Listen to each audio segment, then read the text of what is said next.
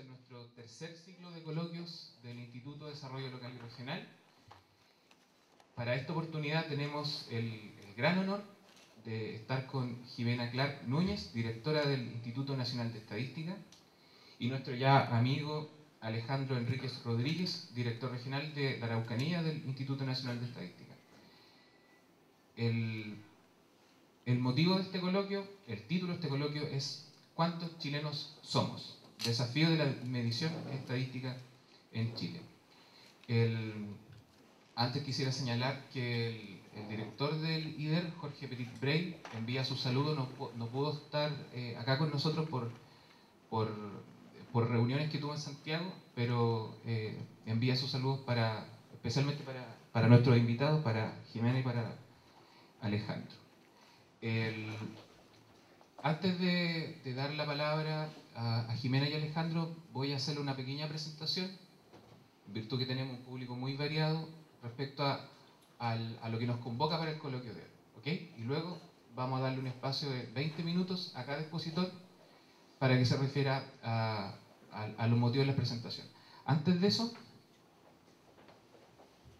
les cuento que Jimena Clark es economista de la Universidad de Concepción. Tiene un máster en la Universidad de Georgetown y otro en la Universidad de Boston. Ha sido economista del Banco Mundial, consultora del Centro del Desarrollo Internacional de la Universidad de Harvard y del Banco Mundial, y ha ejercido docencia en las universidades de Harvard, Boston, Diego Portales, en la Pontificia Universidad Católica y la Universidad de Concepción. También es autora de diversos estudios de temas económicos. Alejandro Enríquez Rodríguez es ingeniero civil industrial, mención en informática de la Universidad de la Frontera, tiene un magíster en economía y gestión regional de la Universidad Austral de Chile, se ha desempeñado como asesor en el área de proyectos de la Corporación de Desarrollo y Energía de la Universidad de la Frontera, ingeniero de la Unidad Ejecutora del Departamento de Educación y ha dictado cátedras en varias instituciones de educación superior. Las preguntas que les tenemos a nuestros expositores son dos. Una para Jimena Clark, que es ¿cuáles son las razones que el Instituto Nacional de Estadísticas posee para realizar un nuevo censo de población y vivienda y la manera en que Chile se prepara para su ejecución? Para Alejandro, ¿cuáles son los desafíos que presenta la región de la Araucanía para esta nueva ejecución del censo de población y vivienda? Luego que yo hago la presentación, vamos a darle un espacio de 20 minutos a los expositores y posterior a eso vamos a atender un espacio importante para que ustedes puedan hacer sus preguntas y también sus comentarios.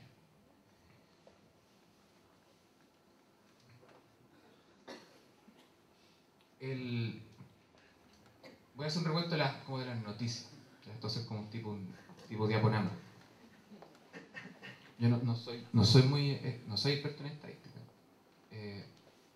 Así que cuando me refiero a censo, me estoy refiriendo en realidad a censo de población y vivienda, me corrigieron. Se partió como el mejor censo de la historia, ¿cierto? Ese era el mensaje. Esto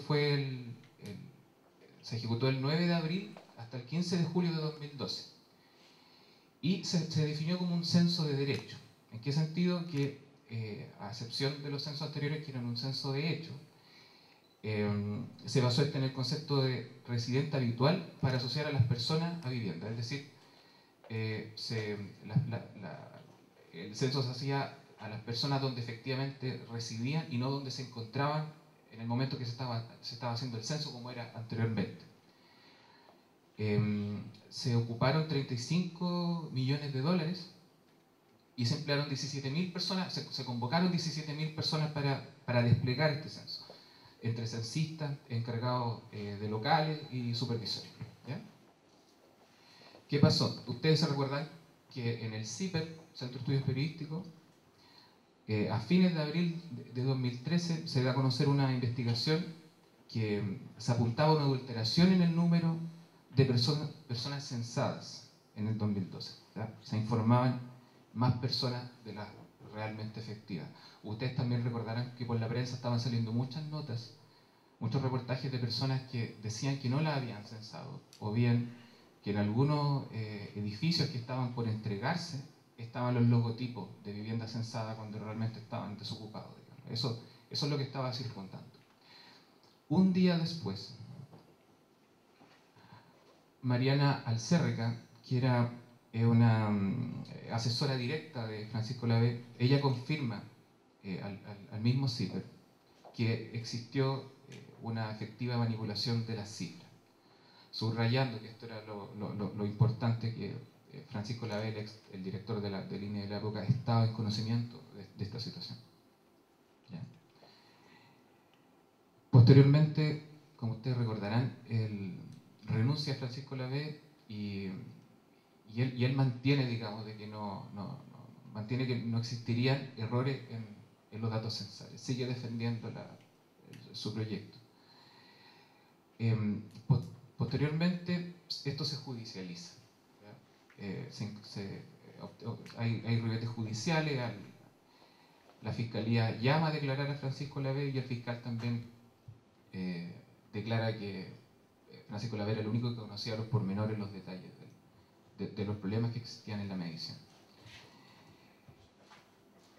Luego se convoca una comisión de expertos que ratifica los errores y genera ciertas recomendaciones en un informe que está disponible, que es de la Comisión Externa Revisora del Censo 2012. Con esto termino. ¿Cuál es lo principal que nos dice este informe? No veo muy bien de mi computador. Primero, que había un escaso tiempo entre hacer este censo, de pasar de un censo de hecho a otro de derecho. El tiempo era muy poco. El segundo, que había una falta de recursos por subestimación de gasto. Es decir, si bien 35 millones de dólares es mucha plata, para lo que realmente implicaba desplegar este nuevo censo, la plata no era tanta. Perdón que le dé el palo.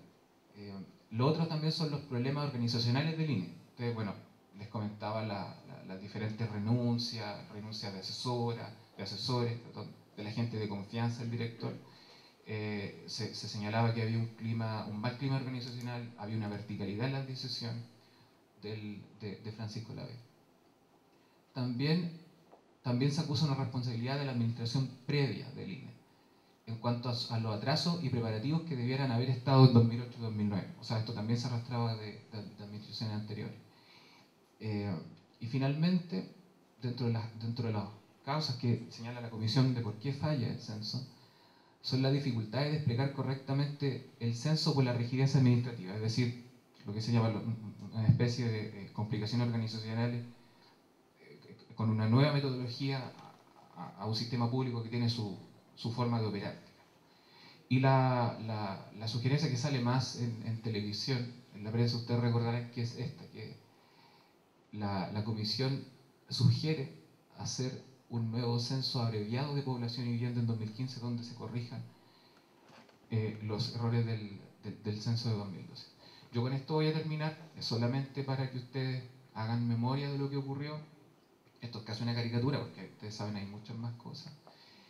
Por lo que ahora viene lo interesante, lo más técnico, y vamos a dejar a Jimena Clark y a Alejandro Enrique. Sin embargo, antes, en virtud que tenemos a estos dos grandes invitados, me gustaría que les diéramos un aplauso, por favor.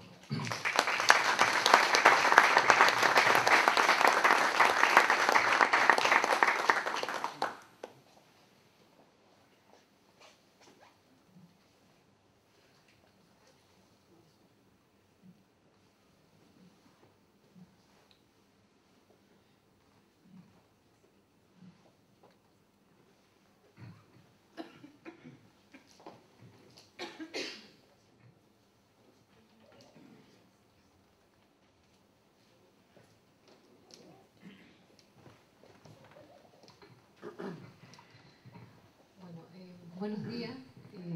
La introducción, la verdad es que me obliga a hacer muy brevemente una aclaración, ¿ya? La introducción de alguna manera relata en forma cronológica cómo fueron pasando o dándose a conocer eventos para nada afortunados, no solo para la institución, sino que para el país. Porque al final del día el tema censo, si bien se vincula mucho al INE, es un gran proyecto, es un gran desafío que beneficia cuando la información se captura en forma adecuada a todas las instituciones del país, ¿ya? A todas las zonas geográficas del país, no solamente las regiones, no solamente las comunas, sino que las áreas pequeñas sobre todo. Entonces, más allá de querer entrar a lamentarnos por lo que pasó en el pasado, nosotros hoy día estamos en una mirada bastante más de futuro, ¿ya? Lo que se tenga que investigar está hoy en día en curso, están los organismos competentes haciendo ese trabajo, y nosotros como institución, si bien nos tocó vivir un momento de crisis hoy en día, estamos trabajando eso, pero estamos mirando hacia el futuro, ¿ya? Y en ese contexto es que estamos programando y trabajando en todo lo que es la planificación y la preparación de un nuevo levantamiento censal. Una aclaración que un poco se relaciona con la pregunta que tú hacías. Acá, en el ejercicio anterior, se empezó a trabajar pensando en un censo de un tipo de modalidad, un censo de hecho. Y voy a explicar un poco luego las diferencias, pero que básicamente pregunta respecto a dónde pernocta la gente la noche anterior, ¿ya? Y se cambia la modalidad, por diferentes razones, a un censo de derecho, que es que se pregunta dónde reside habitualmente la población, pero sin necesariamente cambiar todos los aspectos preparatorios y de planificación que requerían este cambio. No es solo cambiar, yo lo digo a veces, no es solo cambiar la pregunta, hay que cambiar todos los aspectos operativos, de capacitación, logísticos, y eso, si uno quisiera en una línea decir cuál fue la gran falla, independiente que pueda de nuevo entrar a discutir una serie de elementos que no fueron realizados de la mejor forma, eso es crucial para afectar el resultado final, ¿ya? Entonces, con eso dicho, y después podemos hablar más, qué sé yo, si tienen más preguntas, pero yo efectivamente voy a entrar a contarles y a introducir un poco. Cuando hablamos de censo, probablemente no todos estamos con la misma idea respecto de la utilidad de un censo, ¿ya? Entonces, para introducir el tema, lo primero que uno se pregunta es para qué sirve y cuáles son los principales productos de un censo. Lo primero que tenemos que decir es que el censo no solo sirve para contabilizar y caracterizar a la población, sino para, obviamente, tener una buena apreciación respecto de cómo es la distribución de la población, cómo se compone en términos de edades, en términos de sexo y en términos de áreas geográficas de diverso tamaño, ¿ya? Aquí no estamos hablando solo de regiones ni comunas, sino áreas más pequeñas aún. Es la única instancia en donde nosotros podemos capturar esa información. Las encuestas no llegan a esas áreas geográficas. Y luego tenemos la parte vivienda, ¿ya? Nosotros desde el, si no me equivoco, el 52, hacemos ya censos de población y vivienda juntos. Y al igual como uno caracteriza la población, el otro caracteriza los hogares donde residen los habitantes. Al final, con estos dos tipos de censo que se conjugan en uno solo, la pregunta es cuántos y cómo somos y dónde y cómo vivimos. Son preguntas básicas que con información más completa o menos completa ayudan muchísimo. ¿Para qué es lo que ayudan? Les voy a decir el tiro. Un censo, ¿qué es lo que nos provee? Nos provee insumos para, por ejemplo, hacer estimaciones y proyecciones de población, ¿ya? En un momento del tiempo uno sabe cómo está la población distribuida en términos geográficos, en términos de edad, sexo, pero luego tiene que trabajar proyecciones, y proyecciones a nivel de todas las áreas geográficas, ¿ya? Esto es un gran insumo lo que nos provee el censo. Después nos sirve también para los directores de vivienda y para los marcos muestrales maestros. Nosotros normalmente estudiamos casos en función de encuestas, y las encuestas necesitan un marco muestral, y es de aquí donde se deriva la información más actualizada para tener un adecuado marco muestral y para el día de mañana, cuando se hagan encuestas, saber proyectar bien la población, tener buenas estimaciones respecto de la representatividad de los indicadores que se extraen de las encuestas, ¿ya? Y esto son lo que llamamos las herramientas esenciales para un adecuado diseño de políticas públicas. Siempre decimos el censo es esencial para políticas públicas, pero la razón básica es porque más allá de caracterizar, que la caracterización siempre puede ser limitada porque uno no puede tener 100 preguntas en un censo, ni 1000, ni todas las que quisiera, pero algo que es transversal y de extrema utilidad es esto, los marcos muestrales maestros, las proyecciones de población.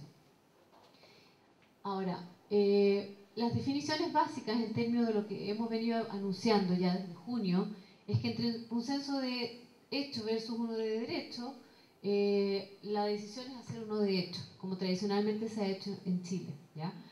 Y aquí la diferencia que mencioné recién, el de hecho pregunta respecto de dónde pernoctó la noche anterior y el de derecho respecto de la residencia habitual.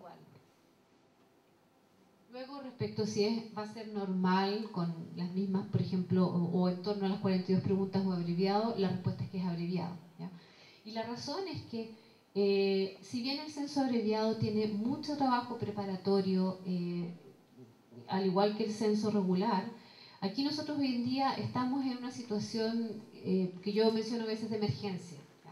Nosotros necesitamos tener información luego respecto de la población adecuada, aspectos demográficos básicamente, la población con características básicas, adecuadamente distribuida a lo largo del territorio, aspectos migratorios, y aquí no hablo solamente de migración internacional, sino migración interna. No tenemos registros hoy día, no somos un país con registros respecto a migración interna, y en consecuencia el censo es la única oportunidad que tenemos para capturar esa información, y de nuevo a nivel geográfico pequeño, ¿ya? Y de ahí la necesidad de hacerlo lo antes posible.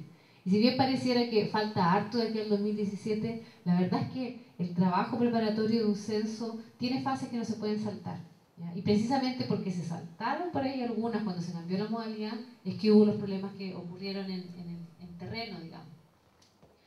Aquí, bueno, lo que ya dije, es información que necesitamos capturar luego, y en términos de fecha, 2017, abril es un mes muy bueno en términos de capturar información, es un mes que tradicionalmente se han hecho censos, y hoy en día, por ejemplo, pensamos en el 19 de abril, día miércoles, como una buena fecha.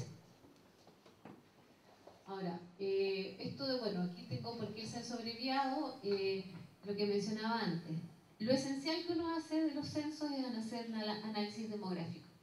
De la información que se capturó el 2012, lo que se extrae como análisis demográfico no es concordante con la historia demográfica de Chile, ¿ya? Básicamente, y aquí como dicen los demógrafos, las estructuras se caen. Por ejemplo, el índice de masculinidad que mide el número de hombres por 100 mujeres, cae este número sin que haya una razón que lo justifique, ¿ya? En el fondo, el problema que tuvo el censo anterior es que tuvo una alta tasa de omisión, ¿ya? Pero tuvo mayor tasa para los hombres que para las mujeres. Y en consecuencia, la razón cae sin que haya, por ejemplo, como ocurría en el pasado, alguna guerra y parten los hombres a la guerra y entonces afecta a estos índices, o alguna epidemia rara que hubiese afectado, por ejemplo, solo a los hombres y entonces murieron una gran cantidad de hombres. Estas cosas no pasan hoy en día, no han pasado acá, y en consecuencia no hay razones de peso fundamentales como para que se produzca esta caída, ¿ya? Y esto es a nivel general, pero luego a nivel obviamente de diferentes cohortes hay situaciones que no son fáciles de explicar. En consecuencia, esto que es básico de extraer de un análisis, de una base de datos propia de un censo, no se puede realizar. Ahora, y por eso necesitamos tener una base luego. Y por lo que dije antes, también nos permite actualizar marcos muestrales. Y aquí, lo último, más allá de ir a la emergencia y levantar de manera, esta vez, acorde a una planificación, de manera de poder hacer estos análisis demográficos, nosotros estamos hoy en día viendo esto como una oportunidad, ¿ya? Y la oportunidad es, dado que vamos a hacer este ejercicio ahora en 2017, dado que instituciones organismos internacionales como CELADE, por ejemplo, promueven hacer grandes censos cada 10 años y censos abreviados en los intermedios, en el año 5, nosotros hoy día vemos que esto es una oportunidad de instalar un nuevo proceso. Muchas de las estadísticas que elabora el INE han pasado y de las grandes estadísticas, grandes insumos para estadísticas también, han pasado de periodos decenales a quinquenales, ¿ya? Por ejemplo, la encuesta de presupuesto familiar es una de ellas, en donde pasamos de hacer la encuesta cada 10 años ahora a 5 años, y esto es insumo para la canasta del IPC. Hay otros productos que también se están actualizando con periodos más cortos, porque hoy en día claramente estamos en un mundo bastante más dinámico. Entonces, esto es, y muy en línea con nuestra mirada hacia el futuro, es una oportunidad que vemos para instalar un proceso. Y obviamente, en la medida que instalamos estos procesos, estamos contribuyendo al sistema estadístico nacional. Ahora, cuando uno habla de planificación, uno puede pensar en 4 grandes fases. Primero está lo que es planificación y preparación, y eso es lo que se está trabajando ahora en 2014 y se continúa en 2015. Luego viene lo que es precenso y preparación para el levantamiento censal, que sería el 2016 el precenso. El levantamiento propiamente tal, 2017 de abril, y la etapa postcensal, ¿ya? En donde obviamente está todo lo que es el análisis, pero también la difusión de los resultados. Acá, brevemente, entre las principales tareas de cada una de estas etapas, nosotros tenemos que, por ejemplo, ahora, en el 2014, nosotros estamos haciendo todo lo que es definiciones conceptuales, aspectos geográficos, cartográficos, todo lo que tenga que ver con el cuestionario, todo lo que tenga que ver con la planificación de las tareas, ¿ya? Al máximo detalle, tareas de capacitación, tareas operativas, tareas logísticas. El mismo cuestionario también tiene que entrar a definirse cuántas preguntas van a hacer. Yo normalmente hablo de en torno a las 12, 14, porque es un censo abreviado, porque pregunta lo básico. Todo eso se trabaja ahora. Se actualizan los límites geográficos para efectos censales y se actualiza la cartografía. Hay decretos que también hay que dictar. Aquí en los censos hay una responsabilidad importante que se le asigna a las autoridades locales, a los intendentes, a los gobernadores y ciertamente a los alcaldes. Y todo eso tiene que ir formalizado. Y en síntesis se define una gobernabilidad y una coordinación territorial para que este gran proyecto se haga de la mejor forma posible. Después viene el precenso, la etapa de precenso y preparación del levantamiento censal. El precenso, de alguna manera, es el gran ejercicio que nos permite identificar cuántas viviendas tiene cada una de las manzanas y las personas que las habitan, ¿ya? Y el objetivo de esto es que el día que se sale a terreno, que normalmente uno asocia el censo con un día, pero hay mucho trabajo previo, ese día la idea es tener la mejor información posible previamente, de manera de asignar la adecuada carga de trabajo a cada uno de los encuestadores, ¿ya? Con el precenso uno puede efectivamente saber cuál es el área que puede levantar información a un encuestador, sin que nos quedemos cortos ni que nos sobre el tiempo, digamos. También en esta etapa previa se testea el piloto, se testea el cuestionario, ¿ya? Se pueden testear todos los aspectos asociados a un censo, es como uno si hiciera un censo piloto, digamos, en un área específica. Entonces, es la gran oportunidad y del éxito de esta etapa depende mucho el éxito que tenga posteriormente el día que se levanta el censo. Hay todo tipo de test, de pruebas en esta etapa. Viene luego lo que es el levantamiento censal, que está para el 2017, y eso implica obviamente todo lo que es organizaciones de actividades de campo, instalación, habilitación de oficinas, aspectos logísticos, reclutamiento de personal, capacitación, la distribución del material. Esto es muy operativo, pero si ustedes se dan cuenta requiere de una planificación muy precisa, porque no se supone que lleguen materiales atrasados o en exceso, y esto lo menciono porque ocurrió cuando se hizo este cambio de planificación de tener encuestadores voluntarios en donde se requerían bastantes cientos de miles, 300.000, 400.000 a 17.000 como tú mencionaste, y por ahí en algunas localidades llegaban cajas con 100 lápices para 2 encuestadores. Entonces, estoy ejemplificando, ¿no? Pero entonces ese tipo de cosas, por chistosas que puedan parecer, no se supone que ocurran, ¿ya? Menos en un momento que es el momento para levantar gran parte de la información. Bueno, viene el levantamiento, la recolección de información, y luego viene la etapa postcensal, que debe incluir un método de evaluación postcensal, ¿ya? En ocasiones se piensa en una encuesta, las encuestas en la experiencia internacional no siempre han tenido una buena implementación. Entonces eso también es algo que se tiene que definir. ¿Cómo va a ser la forma en que se evalúa la calidad de la información que se recoge, ¿ya?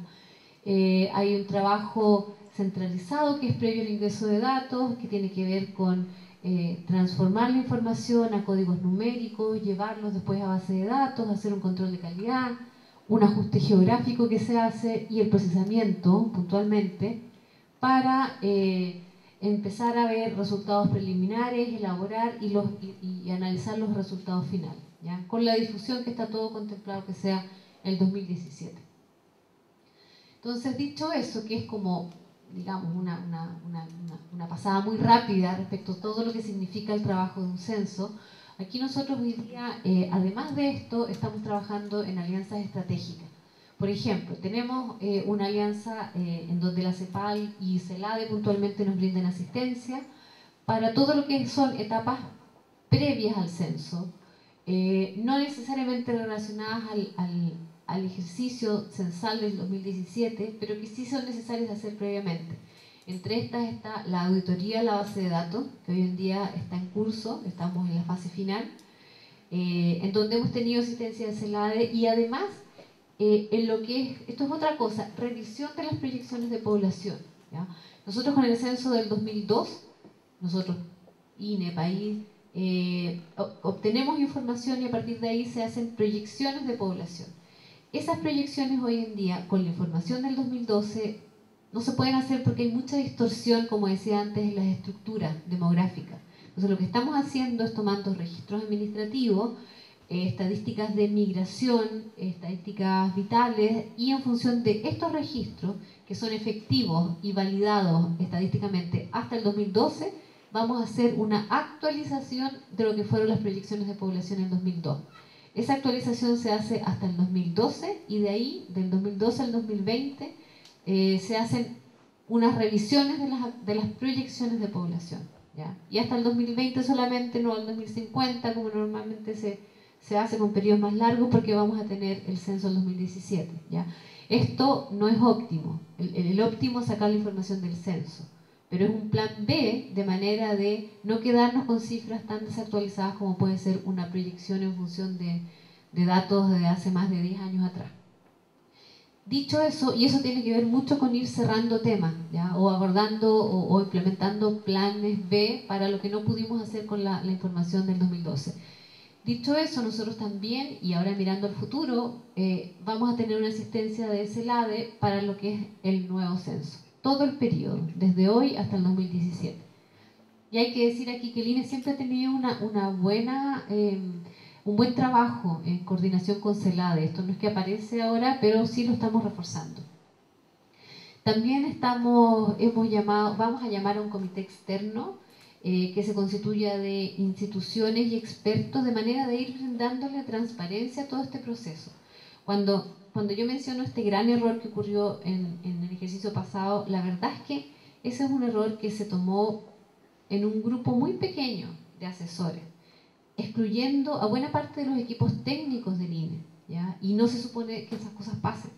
Hoy en día no es pecado por ahí equivocarse en algunas cosas, pero sí es pecado no reconocerlo y no alertarlo. Y en ese sentido nosotros queremos que este proceso sea lo más transparente posible.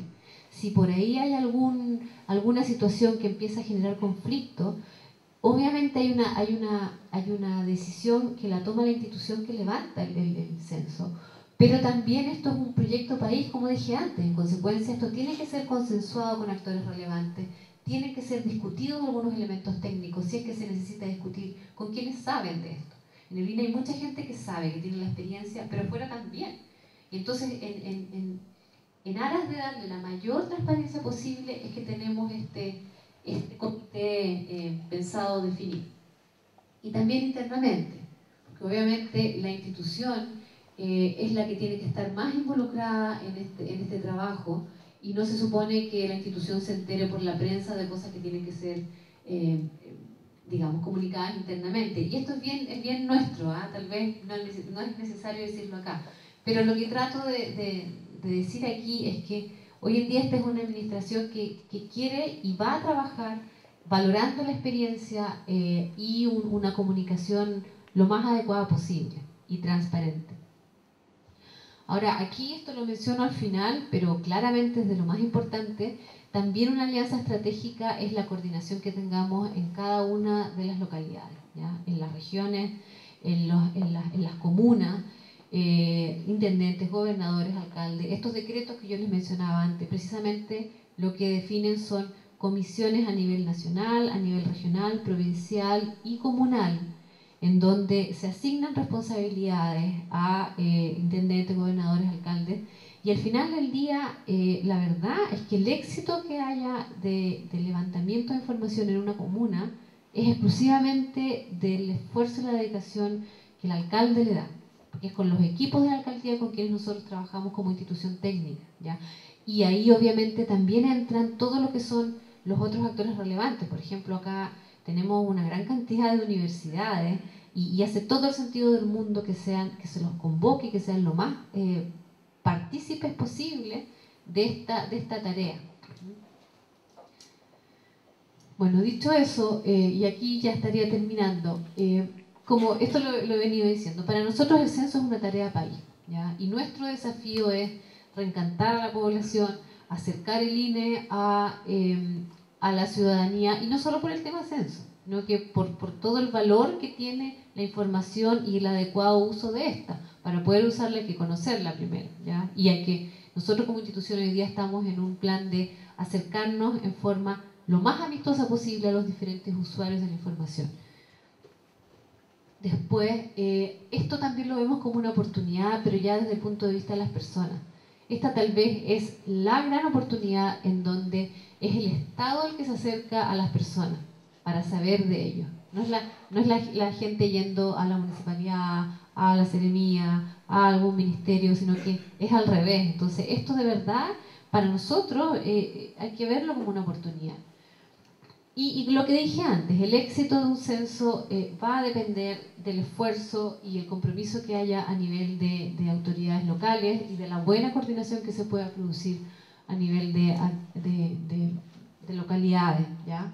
En el fondo, para nosotros, en la medida que se realiza un censo exitoso, esto se traduce en un orgullo nacional, en el fondo. Es decir, somos todos capaces de embarcarnos en una tarea que no beneficia al INE, que nos beneficia a todos, con cosas tan básicas como saber cuántos somos, cómo nos distribuimos, qué es lo esencial para poder empezar de ahí a diseñar políticas públicas.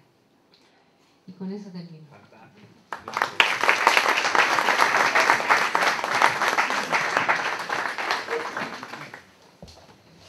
Bueno, agradecer a Patricio la invitación, a Ismael como dueños de casa, ¿no es cierto? No es primera vez que estamos acá, ya somos amigos, agradecer a todos los que nos acompañan. Tengo contado 73 personas, si no me equivoco. Incluso también hay amigos de la Universidad Autónoma que nos acompañan. Bueno, la pregunta de cuál es el desafío para la región, yo lo he dividido más o menos en tres grandes desafíos. Uno, que es encantar, como decía la directora recién, encantar a la población. Hoy día el INE tiene a cuesta, ¿no es cierto?, no haber hecho un buen trabajo, y queramos o no, como decía también Jimena, fue un grupo pequeño que tomó estas decisiones erradas, pero la herencia la llevamos todos en nuestra mochila, y entonces no podemos desconocer que vamos a tener un trabajo difícil por delante, de encantar no a 1.700 personas o 1.200 como tuvimos que contratar en el censo pasado, sino que yo digo 35.000, 40.000 personas, y de forma voluntaria. Entonces ese ya es un gran desafío. ¿Cómo hacemos para en este tiempo ir a las comunas y reclutar 40.000 voluntarios? Son números aproximados. Yo sé que aquí ya tengo 73 matriculados. No me cabe la menor duda. Y ojalá que también sus hermanos, sus primos, también se sumen a esta tarea, que es de verdad que es una tarea de todos, así como yo, director regional del INE, asumo una cierta vergüenza de no haber podido desarrollar un censo como Dios manda, pero también tengo que convencerle a ustedes de que esto es una tarea del país, ¿no es cierto? Y que somos nosotros mismos los que nos dañamos al no tener estadísticas de calidad. Nuestros familiares que de repente tienen que optar a algún proyecto o ir, ¿no es cierto?, a buscar un cierto bono, hoy día no lo pueden tener. Los alcaldes no pueden generar proyectos de calidad, no pueden estimar exactamente cuánta basura tienen que retirar, algo que es tan básico, porque no tienen estadísticas que les digan cuánta gente vive en su comuna. Tampoco pueden saber cuánta gente vive en el mundo rural para establecer proyectos de agua potable rural o electrificación. Entonces esa es la carga que hoy día tenemos como país. Se fijan que son muchas cosas que se van hilando. Entonces este es el desafío, hacerlos ver a ustedes y que ustedes transmitan esto que están escuchando hoy día, de que tenemos que llegar al año 2017, de abril, probablemente el 19 de abril, con una cantidad enorme de gente voluntaria, con la camiseta país súper puesta, ¿no es cierto?, de hacer un trabajo de calidad, y que el día de mañana nos vuelva el alma al cuerpo y podamos decirle al mundo: hicimos el censo abreviado en un tiempo acotado, lo hicimos bien y retomamos el estándar que tenía el INE hasta antes de esto. El segundo gran desafío está al interior de mi dirección regional. Yo trabajo con 35 excelentes profesionales aproximadamente,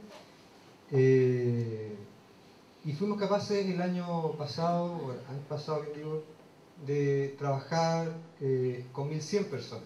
O sea, entre 35 y un grupo muy pequeño en la unidad administrativa, fuimos capaces de administrar esta gran masa humana, ¿no?, alrededor de 1.100 personas. Pero el día de mañana, con estas mismas personas que me acompañan en el día a día, tengo que ser capaz de administrar o de trabajar con un número mucho más grande, 40.000 personas, y vamos a tener que andar los 35 probablemente en terreno, reclutando, haciendo difusión, yendo a los colegios, yendo a las municipalidades, conversando con los profesores, y ahí se va a necesitar el compromiso de cada una de las personas que trabajan conmigo. Ese es un segundo compromiso, porque además no los vamos a liberar de su pega habitual. Ok, estoy pasando avisos. Y sin sueldo adicional. Esos son como los grandes desafíos que tiene la región por delante. Hay un tercer gran desafío, que es la identidad cultural que tiene nuestra región. Acá nosotros siempre que hacemos planificación tenemos que pensar que hay un buen componente de población mapuche que tiene otra forma de pensar y otra forma de dialogar. Y nosotros tenemos que ser capaces de abrirnos a ese diálogo, de abrirnos a cómo nosotros llevamos voluntarios hacia las comunidades, y identificar entonces aquellas comunidades donde no nos van a permitir llevar voluntarios de afuera, sino que vamos a tener que de alguna forma buscar voluntarios dentro de las mismas comunidades. Y eso también es un arma de doble filo, porque si bien es cierto, las personas, estas comunidades, ¿no es cierto?, podrían preferir ser autocensadas, también hay un problema, uno, de secreto estadístico, ¿no es cierto?, porque van a conocer estas personas lo que tienen o quiénes son las comunidades de su mismo entorno, pero también podrían haber personas de la comunidad que se nieguen a que los cense alguien conocido. Y eso yo lo digo porque yo estuve presente en el censo del 2002 y fue una estrategia que usamos. Entonces, en ese año donde todavía no había un conflicto, o mal llamado conflicto, tan en boga, ¿no es cierto?, la gente no estaba consciente de este conflicto, y ya en ese tiempo nos pasaron estas situaciones. Hoy día, 12 años después, la gente está mucho más empoderada de sus derechos y tenemos que ir probando. Entonces, una buena idea, como decía la directora, es realmente hacer estos pilotos en terreno, hacerlo en los lugares donde nosotros ya definamos como posiblemente conflictivos, para adelantarnos al día del censo. Así que ese es como el tercer desafío. Ver con una mirada amplia dónde pueden estar los posibles conflictos con la población mapuche y diseñar buenas metodologías para hacer levantamiento. Esas son la respuesta a su pregunta.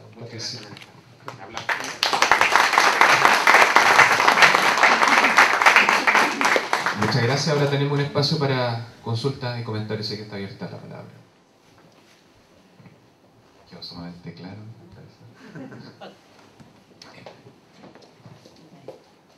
Un comentario y una consulta. Efectivamente parece que uno de los principales desafíos es cómo le pones el componente épico a una tarea país, de manera tal de poder seducir y convocar al máximo de ciudadanos en ese día. Yo recuerdo que los censos que nos ha tocado vivir regularmente en la casa, uno se preparaba para recibir al censista y se recibía con un cafecito, con algún quequito. Era un hito, era un hito ese día, y de verdad se echó de menos esa cercanía que se producía entre la familia y el censista. Yo supongo que ese día 19 será feriado. Tendríamos que estar todos en la casa. Hay que ir pensando. ¿No es feriado? No, tú no vas a estar en tu casa. Ah, obviamente.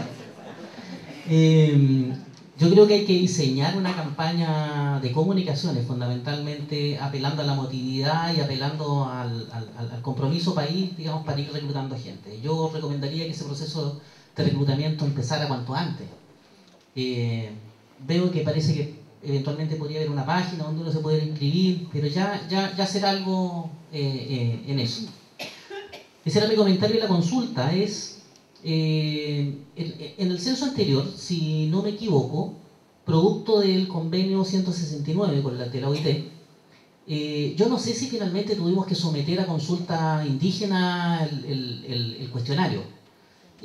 Tú has dicho que hoy día las comunidades están mucho más empoderadas y la consulta es si efectivamente el nuevo cuestionario del censo abreviado va a ser sometido a consulta vía convenio 169 OIT.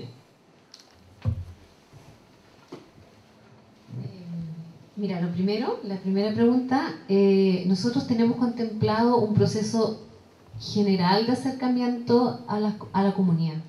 Obviamente el censo es la gran tarea y es el desafío de reencantar, pero aparte de eso nosotros queremos acercarnos a las universidades, a los colegios, con productos que, por ejemplo, a nivel escolar obviamente sean adecuados, de manera de que los chicos aprendan cómo usar los datos, cómo leerlos, saber que existen.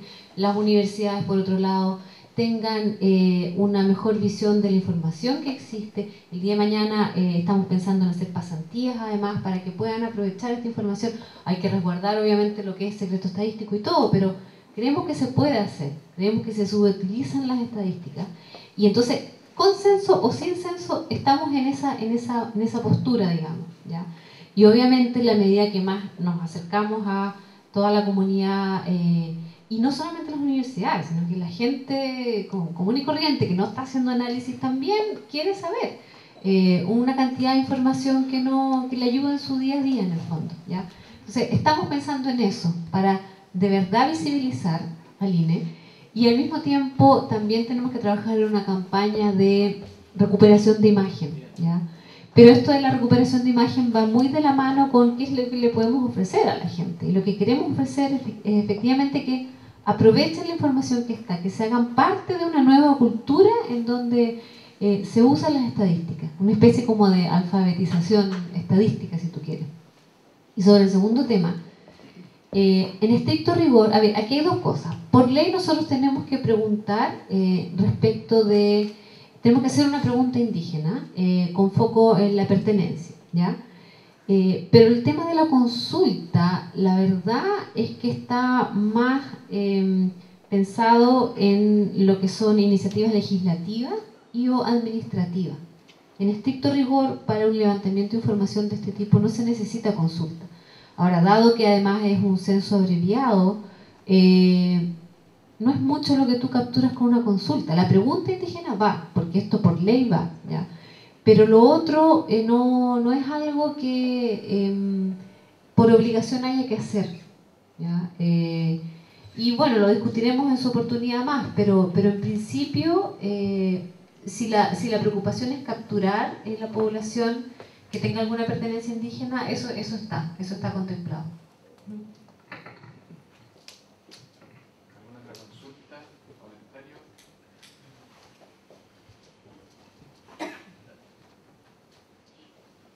Tengo una pregunta breve, una pregunta de tipo práctica más bien. Me gustaría saber qué tanto afectó este problema, el problema del censo 2012 al caso particular de la región de la Araucanía. Y qué posibilidades existen para usar esta información en el trabajo del diseño de indicadores locales. En definitiva, ¿qué se está haciendo con la información del censo 2012? Yo lo mencioné tal vez en forma muy breve. Nosotros estamos hoy día en un proceso de auditoría de esta base de datos. ¿Ya? El objetivo es precisamente ver desde un punto de vista muy técnico cuál es la utilidad o cuáles son las falencias que tiene esta base de datos. Ustedes en la introducción vieron, cuando empezaron los problemas asociados al levantamiento de esto, digamos, a los resultados, se llamó a una comisión nacional. Esta reveló mucha información respecto de la mayoría de las variables, y en la conclusión fue que realmente había que hacer un nuevo ejercicio, ¿ya?, por llamarlo de alguna forma. Y luego se llama a una comisión internacional que la verdad que más que mirar proceso, más que mirar los datos, miró procesos, ¿ya?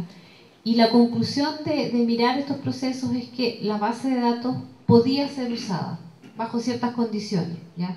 Ahora, los mandatos de las dos comisiones son muy diferentes. Una entró a mirar los datos, hizo análisis demográfico, y la otra miró procesos.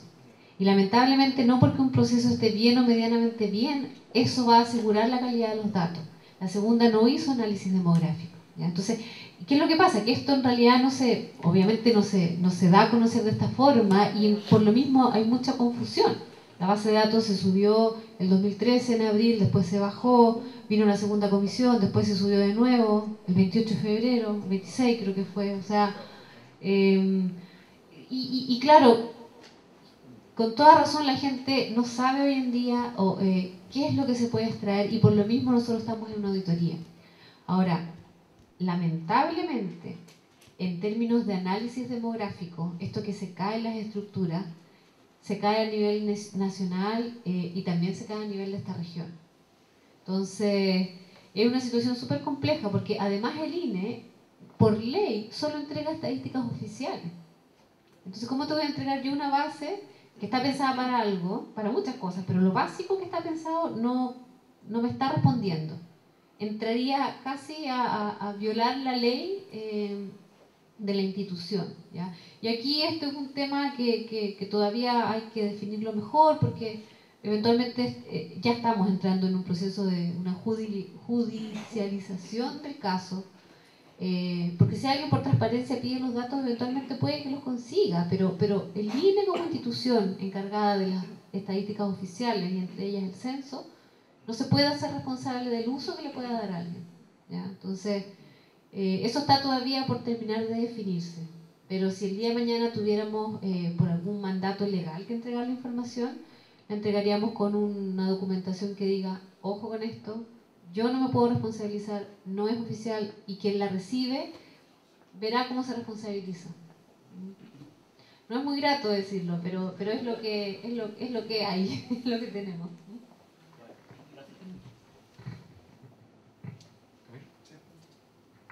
Gracias. Hola, mi nombre es Camilo Rosas. Yo quisiera plantear una pregunta que tiene que ver básicamente con el tema de los datos desagregados. Lo que pasa es que en general hay una especie de carencia de datos en los niveles subnacionales, llámese regiones o comunas básicamente. No necesariamente la responsabilidad de los datos es del INE muchas veces, pero por ejemplo, no sé, en temas, por ejemplo, de PIB regional es una aproximación.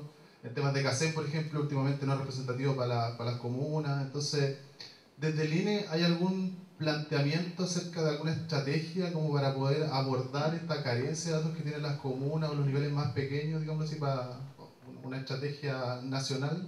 Ese es mi punto. La respuesta es sí, ¿ya? A ver, el diagnóstico que ustedes tienen en términos de brechas de información a nivel más local, y ni siquiera digo comunal, regional incluso a veces, es compartido por esta nueva administración. El tema es que no es tan fácil, en el fondo, no es tan fácil y es muy costoso transformar las estadísticas en función de encuestas, por ejemplo, que hoy día tenemos, a estadísticas con representatividad regional, todas o comunal, ¿ya? Hay algunas que además, metodológicamente hablando, por ahí no hace tanto sentido tener el dato comunal. Por ejemplo, empleo a nivel comunal, no es evidente que realmente esté reflejando la situación, porque la gente vive en una comuna, trabaja en otra y cosas del estilo, ¿ya? Pero sí estamos conscientes que hay que trabajar más en eso. Hoy en día estamos en un proceso de modernización integral. Esto pasa no solamente por mejorar la forma como trabajamos en el día a día, cómo levantamos nuestros procesos, sino también por hacer análisis de las metodologías que estamos usando. y también análisis de las brechas de información que estamos teniendo, ¿ya? En términos de las metodologías, nosotros hoy día no lo trabajamos como país, digamos, pero existen métodos en donde tal vez para tener representatividades a nivel de áreas geográficas muy pequeñas, no es la encuesta la única forma, sino que por ahí la combinación entre registro administrativo y encuesta te da una nueva forma de capturar esa información. Es algo que hemos además estado trabajando con el Ministerio de Desarrollo Social. Nosotros tenemos hoy día una mesa de trabajo con ellos para lo que es CACEN, medición de pobreza relacionada, y son los temas que salen, porque efectivamente es muy caro y tal vez no es la mejor forma, la mejor metodología para llegar a las zonas más pequeñas, para las variables de interés que tú quieras ver. Entonces, en ese sentido, el tema está puesto, ¿ya? Está en la lista de cosas que tenemos que profundizar. No es tan rápido de hacerlo. Una misma encuesta también puede ir profundizando en esto, pero incluso las encuestas que ya están consolidadas, hay que hacer test, hay que tener periodos de marcha blanca. Los productos estadísticos en general no demoran menos de 2 años entre que se empiezan a pensar y que tienes algún indicador de utilidad. Entonces, pero en ese proceso hay una constante que es poner, digamos, en la mesa la necesidad de tener estadísticas con mayor desagregación geográfica y evaluar mecanismos alternativos. Tampoco hemos hecho tanto uso de los registros administrativos en forma pura, ¿ya? Y nosotros somos un país que tiene buenos registros administrativos. Tal vez no todos ellos están levantados como para hacer estadística, pero se trabajan, ¿ya? Nosotros tenemos hoy en día un muy buen trabajo con el Ministerio de Salud, lo hablamos en la mañana, y Registro Civil, y producto de eso es que esta información que se levanta para fines administrativos se valida y termina siendo información estadística de reconocida calidad a nivel internacional. Entonces eso mismo lo podemos replicar con otros servicios que también levantan información, y estamos en eso.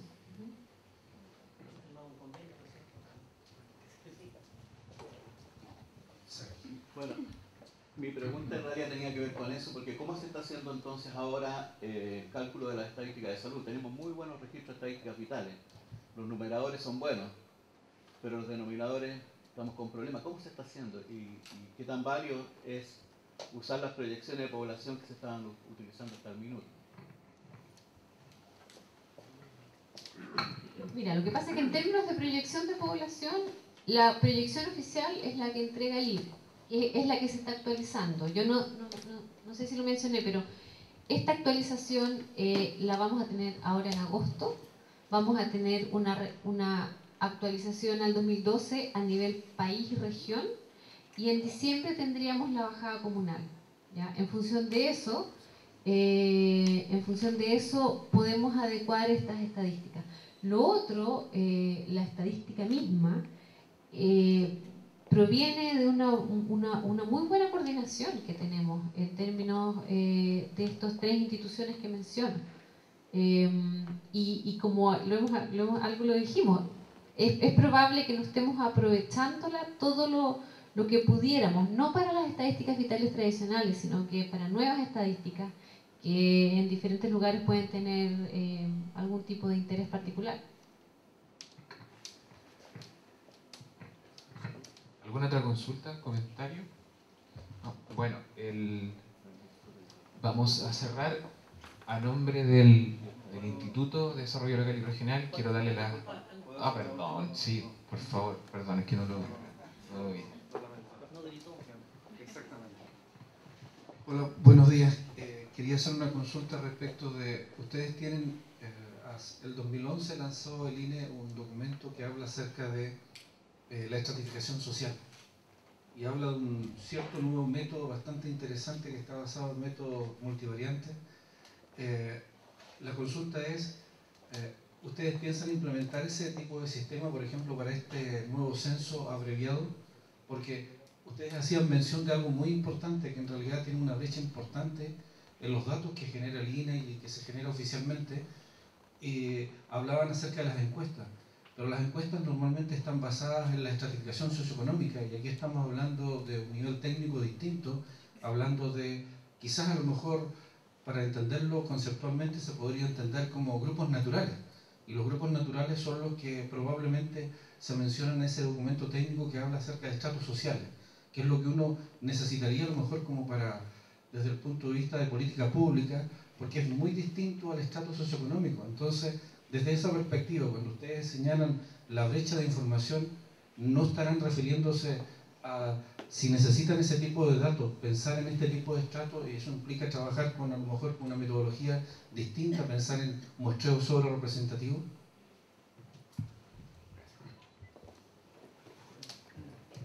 Mira, no conozco el documento, ¿ya? Pero sí te puedo decir esto. Nosotros hoy en día, a ver, estamos en varios procesos. Todo está el tema modernización, el tema censo, y hay un tema que se relaciona también con un proyecto de ley, que es un proyecto de ley sobre Sistema Estadístico Nacional, en donde el INE es un actor protagónico y en donde está pensado que sea rector de las estadísticas en este Sistema Estadístico Nacional, ¿ya? Nosotros hoy día estamos muy en línea con esa idea que es muy genérica, viendo cuáles son nuestras fortalezas para empezar a ejercer ese rol rector, ¿ya? Y en lo que es estadísticas sociales, yo creo que el INE la verdad es que no es sino hasta estos últimos, no sé, 5 o 6 años, 7 tal vez, que ha empezado a adquirir un rol bastante más activo en eso, ¿ya? Y activo en términos de ir definiendo pautas. En todo lo que es las variables sociales ha habido un proceso bien importante de mejora, de consolidación, de homologación de conceptos, ¿ya? Que es básico hacer antes de cualquier otro tipo de implementación desde un punto de vista de estratificaciones como tú mencionas. Y en consecuencia tenemos hoy día la implementación de algo que llamamos Sistema de Información Estadística Social, que apunta precisamente a dar como a generar una especie de marco bajo el cual se discutan todos estos temas. Puntualmente lo que tú mencionas de sobremuestreo también es algo que estamos evaluando, pero esto es parte también de nuestra mejora continua desde el punto de vista metodológico, cómo ir mejor abordando estas necesidades que tenemos a nivel de muestra, área geográfica pequeña, combinación de lo que decía recién, pero a nivel de conceptos también hay un trabajo que se está realizando. Entonces, no sé si respondo 100% a la pregunta, pero es lo que se me viene a la cabeza, sin conocer el documento, pero sí sabiendo en qué iniciativas estamos trabajando.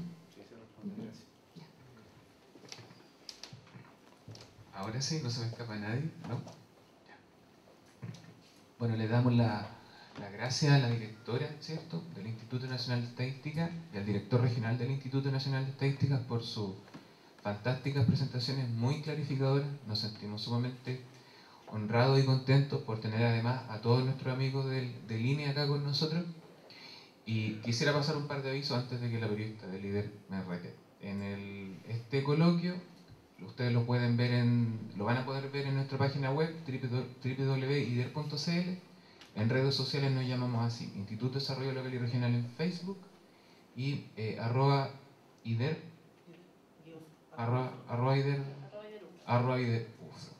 en Twitter. Así que eso, muchísimas gracias. Quisiera que despidiéramos con un gran aplauso a nuestro invitado.